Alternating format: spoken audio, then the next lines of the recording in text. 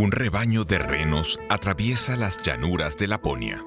Los animales conocen sus rutas, migran al valle donde nacieron para traer allí al mundo a sus crías, tal y como han hecho desde la última glaciación, pero no es como era. Aquí en el Ártico aumentan las temperaturas vertiginosamente, amenazando una cultura ancestral. El invierno es el mayor desafío. Primero tenemos mucha nieve y luego lluvia que la congela. Eso impide a los renos osar en la nieve en busca de su alimento natural, el liquen. Los renos son listos, husmean su alimento hasta a 2 metros de profundidad, pero solo cuando la nieve está tan suelta que no se puede hacer ni bolas. En los últimos 20 años, los inviernos han sido todos diferentes. Un año había muchísima nieve, al otro lluvia, un año cálido, al siguiente un invierno normal. Pero ninguno ha sido igual al anterior. Algo se ha alterado en la naturaleza.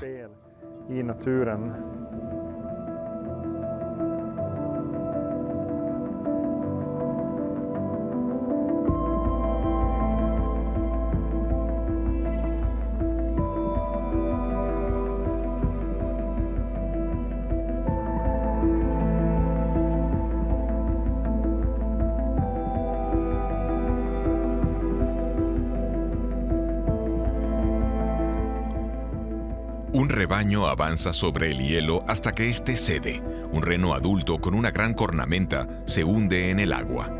Las riadas, que en Laponia esperan para la primavera, se producen ya en noviembre y arrastran este puente.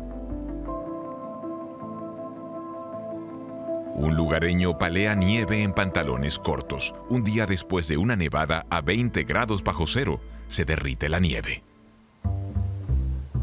Los renos necesitan mucho espacio, como se observa al atravesar la región de los samis suecos, desde Kiruna hasta Jokkmokk.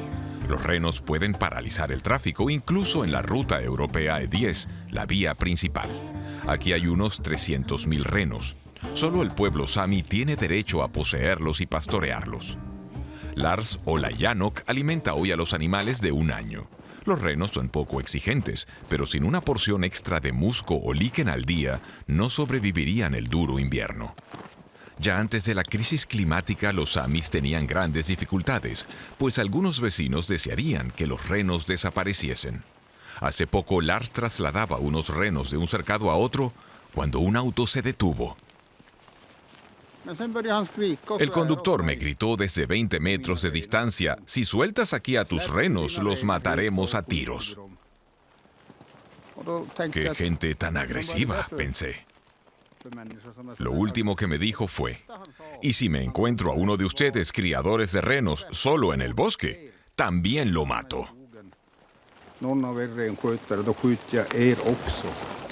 Con frecuencia aparecen renos muertos a tiros. Sus propietarios reciben una pequeña compensación, pero el disgusto queda. Conocemos bien el racismo, las cosas que tuvo que aguantar mi padre precisamente aquí, en las cercanías de las grandes minas de Kiruna y Gällivare. Pero desde la sentencia sobre Girjas, el odio ha aumentado.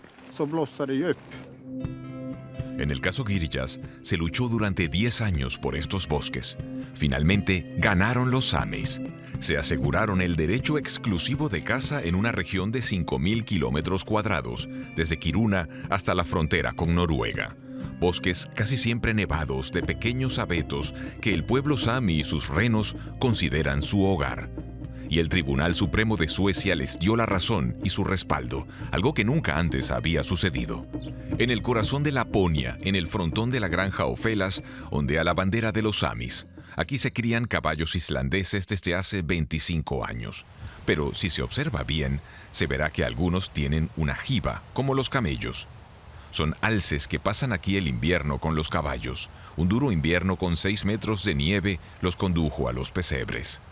Para el granjero fue una cuestión de honor no expulsar a los intrusos. Estas son sus tierras y se siente responsable de todo lo que pasa aquí. Matti Berg luchó 10 años por los derechos de caza y pesca. El Tribunal Supremo dio finalmente la razón al aborigen. Vivimos aquí desde que los cielos se retiraron de Escandinavia y vivimos con y de nuestros renos. En el proceso contra el Estado por los derechos de caza y pesca, declararon arqueólogos como testigos. Dijeron que es muy difícil encontrar huellas de un pueblo que maneja los recursos con tanta prudencia y cuidado. Matti Berg se desplazó 1000 kilómetros para asistir a cada vista del juicio en Estocolmo. Lo acompañó siempre Melin Brännström, también sami y doctora en Derecho. El Estado dice que es el propietario formal de esas tierras y que por eso tiene derecho a conceder licencias. Los samis aseveran, sin embargo, que ellos ya tenían esos derechos antes de que naciera el Estado. Pero la disputa va más allá de los derechos de caza y pesca. La cuestión más importante es cómo trata Suecia a su pueblo originario, los samis. Las tierras donde viven los samis contienen los verdaderos tesoros del país: mineral de hierro, bosques, viento y energía hidráulica. Y el Estado quiere explotar estos recursos. Mari Heidenborg representó al Estado sueco en el juicio.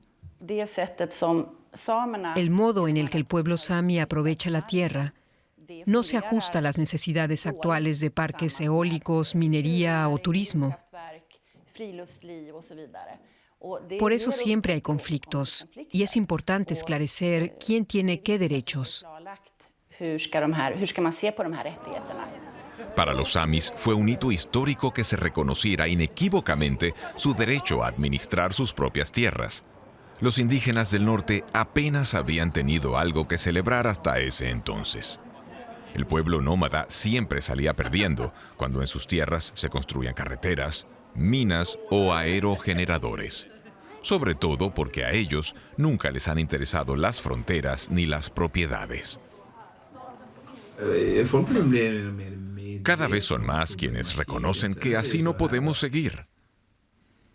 Se talan los bosques y se extraen los recursos minerales de los suelos.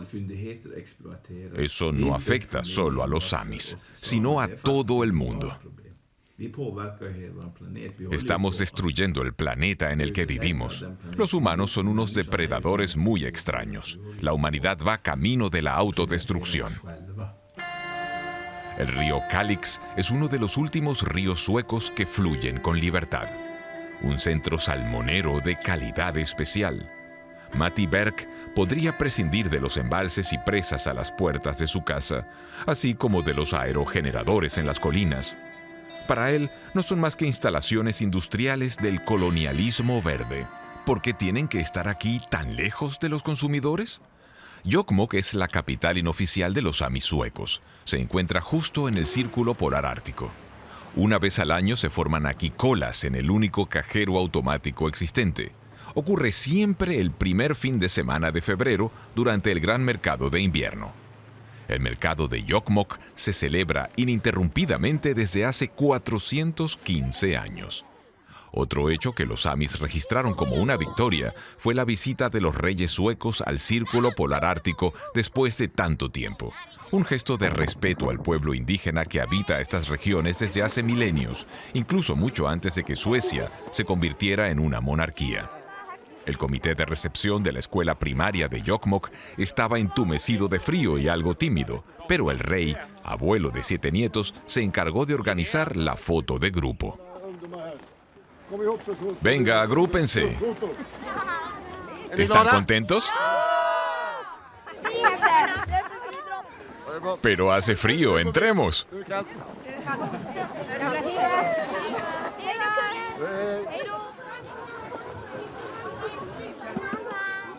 Luego, una clase de historia con el rey. A los jóvenes les gusta que la reina Silvia vista sus colores y un vestido que recibió de regalo aquí mismo hace 27 años durante su primera visita.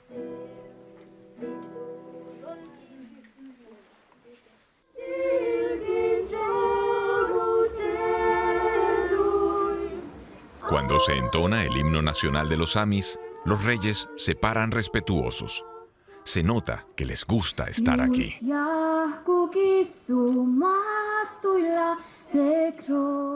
El rey Carlos Gustavo toma la palabra. Verde, símbolo de todo lo que crece. azul por el agua, y amarillo por el sol, y rojo por el fuego, es decir, calor y amor. Son los colores de Laponia. No habló del frío, pero la postura de sus pies hace suponer que el tiempo estaba algo fresco, como para pronunciar largos discursos al aire libre. Había 13 grados bajo cero. Hubo días más fríos. Llevo puesto este lindo vestido y naturalmente algo por encima. Cómo protegerse del frío es algo que se aprende con el tiempo y sobre todo de los samis. Se puede aprender de los aborígenes. Habría que escucharlos y no solo aquí en Suecia. Luego pasean un poco por el tradicional mercado de invierno. Para sus majestades de Estocolmo, una bienvenida alternativa a las audiencias y visitas de Estado. Para los samis, la visita real es también un bienvenido espaldarazo, pues sus tierras son muy codiciadas. No está nada mal que el rey y la reina estén de su parte. El día después de la visita real, tiene lugar también en el Círculo Polar Ártico una acción de Fridays for Future. La joven activista Greta Thunberg ha venido a aprender de los samis, según sus palabras. Pero termina siendo ella quien acapara la atención. Estamos viviendo una aguda crisis medioambiental y climática. De los últimos 20 años, 19 han sido los más cálidos de la historia. En Suecia, la temperatura media en enero de este año fue entre 5 y 10 grados más alta que antes. En este baluarte del pueblo sami, Greta atrae casi a tanta gente como la reina Silvia. Todos quieren ver a la joven que se enfrentó a Donald Trump. Greta, por su parte, se esfuerza por no estar en el centro de atención y desvía la mayor parte de las preguntas hacia los activistas locales. Aquí en el Ártico es donde se nota antes. Los cambios son 2 o 3 veces más rápidos. Los indígenas están al frente de esta lucha y con frecuencia son los que más sufren. Su lucha es también nuestra lucha.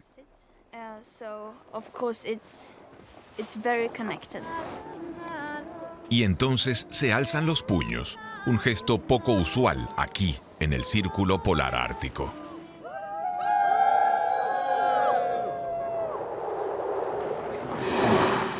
A pesar del cambio climático, Laponia sigue siendo una región fría. Aquí sigue habiendo días en los que el termómetro marca 38 grados bajo cero, como hoy. El tren que transporta minerales de Kiruna hasta Narvik sigue viajando a intervalos y en las pausas entre los trenes, los renos se adueñan de las vías. Los animales caminan a lo largo de las líneas y las carreteras y los autobuses los siguen lentamente. En días así, los renos tienen preferencia. Pero en algún momento el invierno también llega a su fin en Laponia y da paso al verano. La nieve se derrite en pocos días. En pleno solsticio de verano, un grupo de peregrinos modernos viaja a las montañas. Van a pie, llevando consigo grandes balas de tela a 1.400 metros de altitud. Acciones como esta ya se realizaron en el pasado en los Alpes, pero entonces se optó por la variante más cómoda y se viajó en helicóptero. Claro que con el consiguiente consumo de combustible. El objetivo de la misión es proteger una parte del glaciar más meridional de Suecia de los rayos del sol. El objetivo es que la lona frene un poco el proceso de descongelación. El glaciar Helax es tan pequeño que apenas tiene una delgada capa de hielo. Un mes después de la espectacular acción, nos acercamos de nuevo al glaciar. 500 metros de ancho por 50 metros de espesor, tendencia menguante. El sol lo afecta más ahora, que brilla unas 16 horas al día. Erik, el guía, nos explica algo apenas perceptible a simple vista. Allá arriba se ve una grieta, y a lo largo de todo el borde derecho de la nieve hacia abajo puede verse una estructura blanca.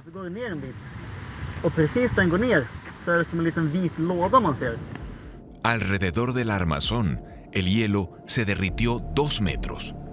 Ese era el objetivo, hacer visible el nivel de descongelación.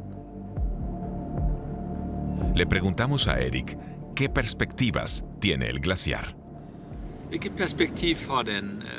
En lo que nos queda de vida, ¿cuánto tiempo más lo veremos? Lamentablemente, habrá desaparecido cuando tenga 50 años. O sea, en unos 30 años desaparecerá, si no logramos ampliar el proyecto y cubrir todo el glaciar durante el verano.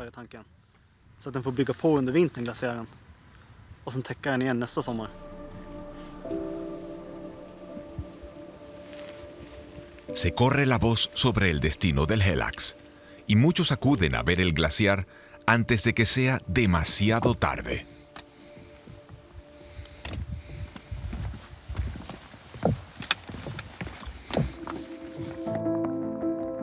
A finales de septiembre se recoge todo con mucho cuidado.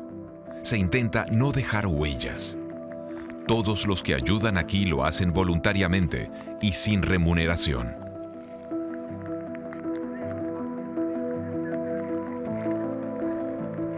Erik Huss es uno de los voluntarios.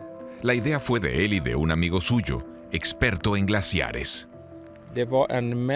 Esto era un caos. El glaciar se había derretido tanto en este verano tan caluroso que nuestra armazón llegó a derrumbarse. Pero al menos la lona logró retener entre 3 y 4 metros de hielo. Luego enrollan la lona y comienza el transporte de regreso a pie, mano a mano. Primero hasta la ruta de senderismo y luego hasta el valle, hasta el próximo año. Este es el embalse más grande del norte de Europa, el lago Acayaure. Victoria Harnesk nunca se había imaginado que alguien pudiese bañarse aquí. Hace unos años ella y su hijo Nila recorrieron la zona buscando un lugar para construirse una casa junto al lago. Desde niña ha venido cada verano aquí arriba, al Parque Nacional de Laponia, donde solo poseen casas y cabañas los samis. Tanto el viaje a través del lago como el desembarco en la otra orilla recuerdan que no se trata de un lago normal. Aquí el nivel del agua fluctúa unos 20 metros en dependencia del consumo de electricidad. Si en Estocolmo echan a andar las lavadoras y las calefacciones, baja el nivel del agua. Los samis reciben una compensación por ello, pero el malestar queda.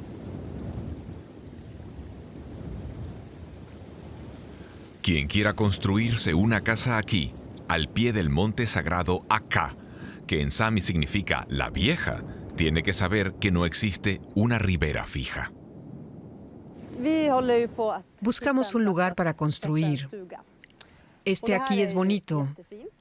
A muchos les gustaría estar junto al agua, pero no está permitido vivir a la orilla porque ahora el nivel del agua es bajo. Pero la semana que viene podría estar allá arriba. Finalmente, madre e hijo marcan un lugar bien arriba en la ladera.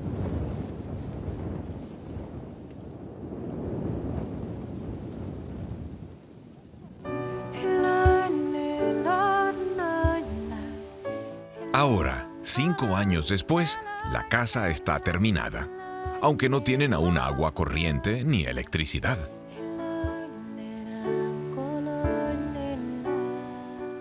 Pero el esposo de Victoria trajo a la obra colectores solares. Y no hay que olvidar el lado positivo del aumento de las temperaturas.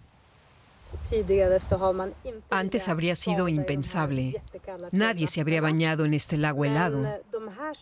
Pero en este verano tan insólitamente cálido, hemos logrado estar hasta 10 minutos en el agua. Antes eso era inimaginable. El color del agua revela lo fría que está. Es verde. De ese color es el agua que viene del glaciar.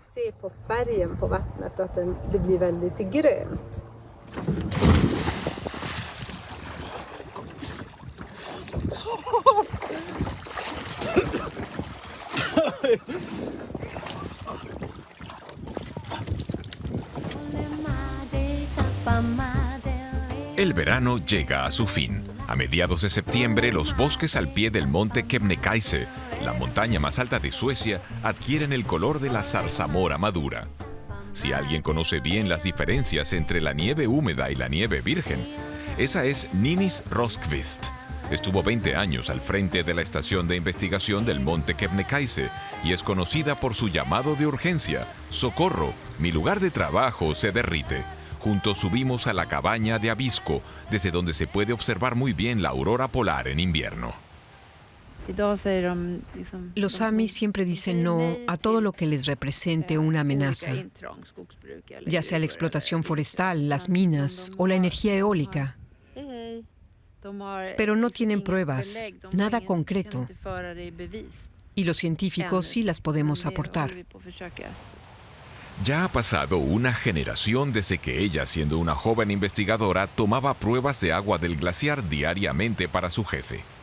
Pero hace unos 8 años empezó a cooperar con los pastores de renos de la región, un fructífero intercambio de conocimientos. Los pastores tienen una memoria ancestral y los científicos la tecnología adecuada para determinar el viento y el tiempo. Hoy han avanzado algo y los samis son los socios más importantes de la investigación, sin hablar de los propios renos.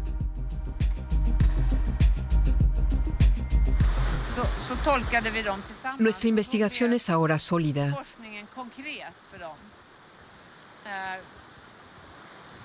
Los samis colocan GPS a sus renos y nosotros les damos medidas de la nieve y registramos la migración de los animales. Todos esos datos los centralizamos y gracias a ello aprendemos mucho juntos.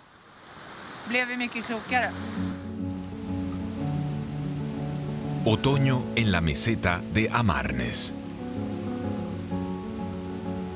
Las primeras heladas se sienten en el aire. Es el momento en el que los pastores llevan sus renos al valle.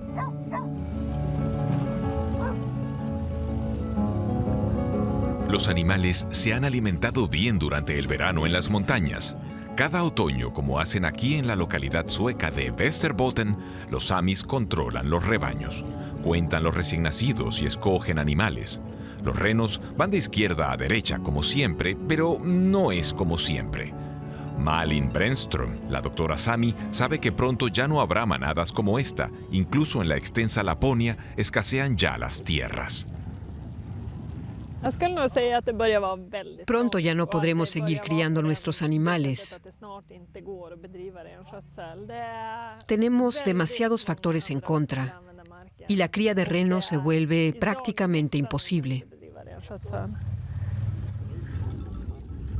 Excepto unos cuantos sementales, a los renos machos no les dejan vivir más que medio año. Hay que reducir los rebaños, pues el Estado ha bajado el límite máximo de animales. Por ello, los samis sacrifican más de lo que querrían. Cada vez se construyen más carreteras de acceso y aerogeneradores, dejándoles sin tierra. No veo cómo puedan convivir nuestros rebaños con esos parques eólicos tan extensos. Es una gran industria y nos quita muchísimo espacio. Viajamos hacia la costa, 230 kilómetros hacia el este. De camino a Markbygden, también encontramos renos en la carretera. Nada extraordinario en el otoño. Markbygden es un parque eólico superlativo, único en Europa. Con una extensión 2 veces mayor que Estocolmo, genera el 8% de la electricidad sueca. La meta de construcción, 1.101 aerogeneradores. Cuando obtuvimos el permiso de construcción hace unos años, 200 metros era mucha altura, pero hoy hablamos ya de 250 metros y más. La meta son 300 metros, como la Torre Eiffel de París. Allá arriba hay más viento. Es un proyecto global. El dinero viene de China, los rotores de Alemania y Estados Unidos. Uno de los mayores compradores quiere producir latas de bebidas con esa electricidad. Sorprendentemente, los gigantes eólicos apenas se oyen en el suelo y ofrecen a los animales espacios de retiro. Hace poco, el jefe de prensa no creía lo que veía cuando se detuvo junto a una turbina con un grupo de visitantes. Vimos 20 renos durmiendo bajo un rotor. A los animales salvajes en general los atraen los aerogeneradores, porque succionan el aire hacia arriba y hay menos insectos. Sobre todo, menos mosquitos. Pero solo se ha erigido un tercio de los rotores. Construir un gigantesco parque eólico supone miles de transportes pesados. Eso no deja espacio para los renos, sobre todo en primavera, cuando nacen sus crías. Si de algo huyen las madres recién paridas, es de los humanos y del ruido de las obras. Hay dos fases. Durante la construcción hay mucho movimiento de máquinas, y es más difícil soportar el ruido aquí. Y luego, cuando entra en funcionamiento, mejora. Los pastores samis de los alrededores fueron indemnizados hace 10 años. Firmaron un acuerdo que les obliga a guardar silencio sobre el monto. De regreso en Amarnes, anochece y los renos siguen dando vueltas.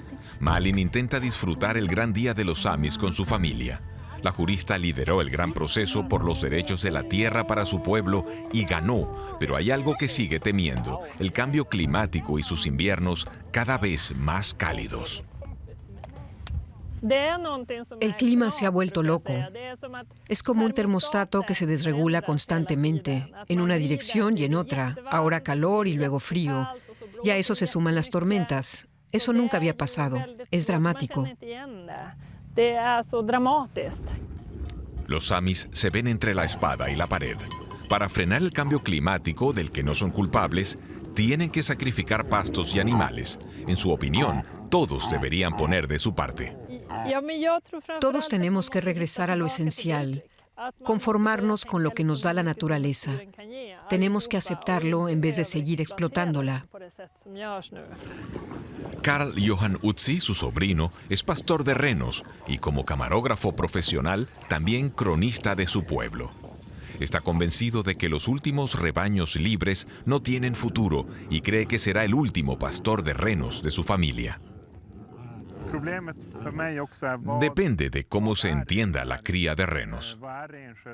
Para mí, comprar comida y alimentar a los animales durante todo el invierno no es criar renos. Eso es lo que hacen en grandes partes de Finlandia, lo que se hace con las reses, los caballos o los cerdos. Pero la cría de renos consiste en que los animales se muevan libremente por la naturaleza y busquen su alimento. Y eso será muy difícil en el futuro. Con los samis y sus renos se perdería también libertad y se dejaría una cultura ancestral al borde de la extinción. Lo que quedaría es una inmensa llanura plagada de aerogeneradores. Y Laponia, temen los samis, se vería como cualquier otra zona industrial del planeta.